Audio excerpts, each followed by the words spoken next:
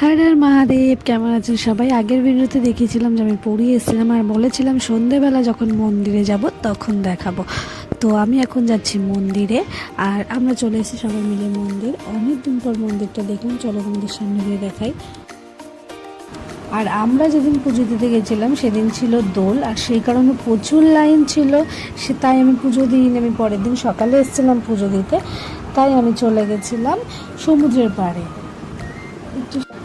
রুমে এসে dress change করে ছুটে আর 2-3 দিন থাকবো মাত্র, সেই কারণে। আর এই হচ্ছে পুরীর বিখ্যাত মদনমোহন।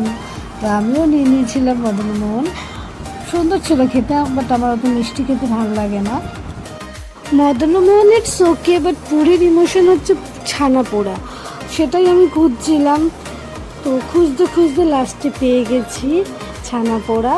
ফেভারিট আমার এখানেও ভালো লাগে খেতে। তো নেক্সট ভিডিওতে আবার দেখা হবে। টাটা।